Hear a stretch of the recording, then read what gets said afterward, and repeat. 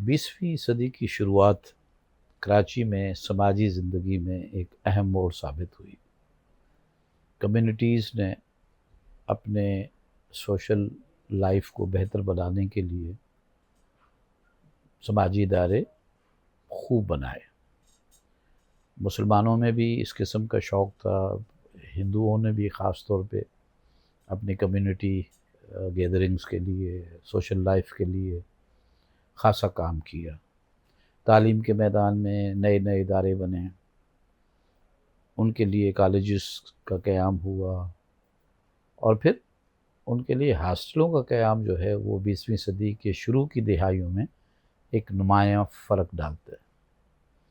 یہ وہ وقت تھا جب ہندو جم خانہ بھی وجود میں آتا ہے، اسی طرح پھر مسلم جم خانہ بھی سر عبداللہ ہارون کے نام سے سبسیکوینٹلی ایک فیسلٹی کریٹ ہوتی۔ لیکن یہ دونوں چیزیں جو تھیں، یہ burns garden, extensive burns garden کے اندر ہی زمین الاٹ ہوئی اور ہندو جم خانہ وہاں پر بنا۔ ہندو جم خانہ کے آرکیٹیکٹ جو تھے آغا احمد حسین صاحب کا خاصا وقت جو ہے وہ راجستھان میں پرانے محلات کی تزئین و آرائش اور کنزرویشن میں گزرا تھا۔ وہ پہلے جے پور میں رہے، اس کے بعد وہ جودھ پور میں بھی انہوں نے وہاں پر رائل پیلیسز کو دیکھا اور سنبھالا۔ وہ جب کراچی آئے تو وہ کراچی کے شروع کی 20ویں صدی کی شروع کی دہائی میں یہاں پر میونسپلٹی میں جونیئر آرکیٹیکٹ یعنی سرویئر کے طور پہ اسائنمنٹ انہوں نے لی، اور بعد میں وہ میونسپل آرکیٹیکٹ بھی بنے۔ آغا صاحب کی اپنی جو پروفیشنسی تھی وہ یہ تھی کہ انہوں نے مغل آرکیٹیکچر کو، جو ہندو آرکیٹیکچر تھا، جو پرانی حویلیوں کا ایک طریقہ تھا، وضع قطع تھی، اس میں خوب تجربہ کیا، اور یہ تجربہ ہمیں ان کی کراچی کی دو انتہائی نفیس عمارتوں میں ملتا ہے۔ ایک ہندو جم خانہ ہے، دوسرا محرہ پیلس ہے۔ اتفاق سے ان کے اسپانسر تو سیم ہی پرسن تھا، وہی اس کا اعتماد جو ہے آغا احمد حسین میں زیادہ تھا۔ محرہ صاحب نے آغا صاحب کی ہی قابلیت پر خوب بھروسہ دکھایا تھا، اور آغا صاحب نے بھی ان کے بھروسے اور اعتماد کا جو ہے بڑا لحاظ کیا۔ ان کے دونوں پیسز جو ہیں وہ بہت ہی خوبصورت ہیں، اور کراچی کے لحاظ سے ان کی ایک نمایاں حیثیت ہے۔ ہندو جم خانہ بنیادی طور پہ، جیسے اس کے نام سے ظاہر ہوتا ہے، ایک سوشل کلب کے طور پہ ابھرا، اور وہ اسی طرح سے 47 تک کام کرتا رہا۔ 47 میں جس طرح کے حالات ہوئے، اس میں سب سے بڑی اہم بات یہ تھی کہ کراچی دارالخلافہ بنا۔ دارالخلافہ بننے سے کراچی پر بوجھ پڑ گیا۔ بوجھ کس چیز کا؟ اکوموڈیشن کا بوجھ پڑا، اور پھر حکومت کے ذمہ یہ بات ٹھہری کہ جو کمشنر کراچی تھے ان کے ذمہ یہ ٹھہرا کہ وہ بندوبست کریں تاکہ دفاتر قائم ہو سکیں، اور نئے کابینہ کے لیے رہائش کا انتظام ہو سکے۔ تو اس وقت خاصی عمارات جو ہیں وہ دارالخلافہ کیپٹل کراچی کے لیے ایکوائر کی گئی، جس میں محرہ پیلس بھی تھا، اس میں ہندو جم خانہ بھی تھا۔ تو شروع میں یہ سلسلہ رہا۔ جب دارالخلافہ یہاں سے اٹھ گیا، اسلام آباد چلا گیا، راول پنڈی اسلام آباد، تب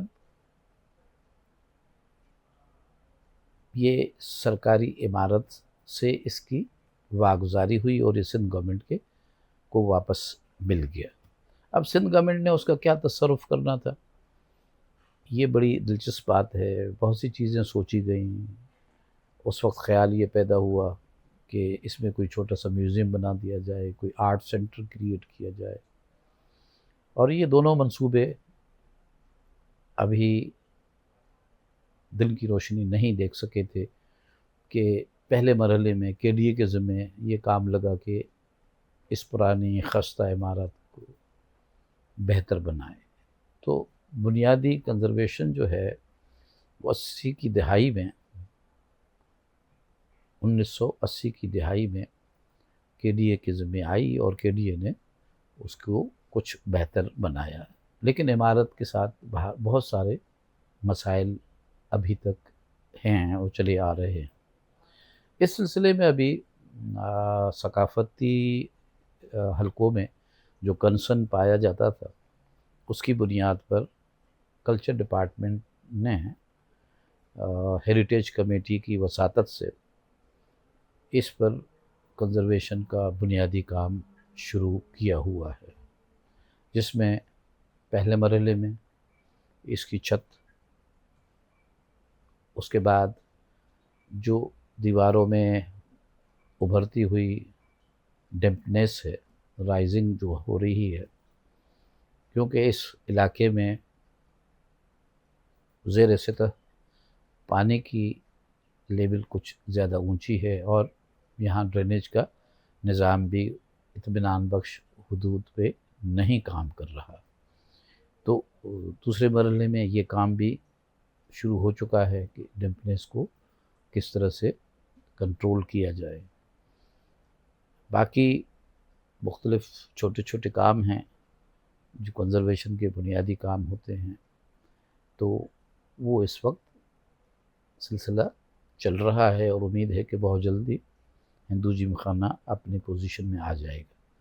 لیکن اس سے پہلے دو چیزیں ایسی ہیں جنہوں نے اس ایشو کو کمپلیکس کر رکھا ہے. ہندو جم خانہ کے خالی رہنے کی وجہ سے بہت سے لوگوں کی دلچسپی پیدا ہوئی کہ وہ اس میں کوئی سلیقے کا کام کر پائیں. حکومت پاکستان کی وساطت سے national academy of performing arts Karachi کی بنیاد یہیں پڑی ہے، اور یہ جو ادارہ ہے اس وقت ہندو جم خانہ میں کام کر رہا ہے. خاصا اچھا کام ہے، کام سلیقے کا ہے، لیکن جگہ بہت تنگ پڑتی ہے. اس کام کے لیے جگہ زیادہ ضروری ہے، اور پھر ظاہر ہے کہ اسٹوڈیوز کے لیے ایڈاپشنز کی ضرورت ہوتی ہے. وہ بھی کرتے وقت یہ لحاظ بھی رکھنا چاہیے ہوگا کہ پرانی عمارت ہے اور اس کا اپنا کریکٹر متاثر نہ ہو. تو سندھ حکومت نے national academy of performing arts کو، ناپا کو، کچھ زمین بھی دے رکھی ہے، اور ہو سکتا ہے کہ وہ سردست اس وقت شہر سے دور محسوس ہوتی ہو، لیکن بڑھتا ہوا شہر ہے اور بہت جلدی وہ بھی شہر کا ایک حصہ بن جائے گا.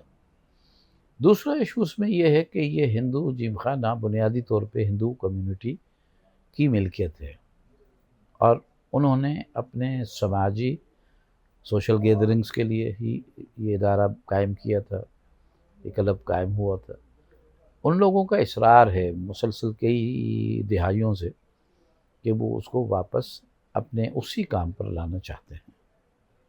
اب یہ کیوں کر ہوگا اور کیسے ہوگا، اس کے لیے کورٹ نے پازیٹیو آرڈرز کیے ہوئے ہیں کہ کمیونٹی کو واپس کر دیا جائے.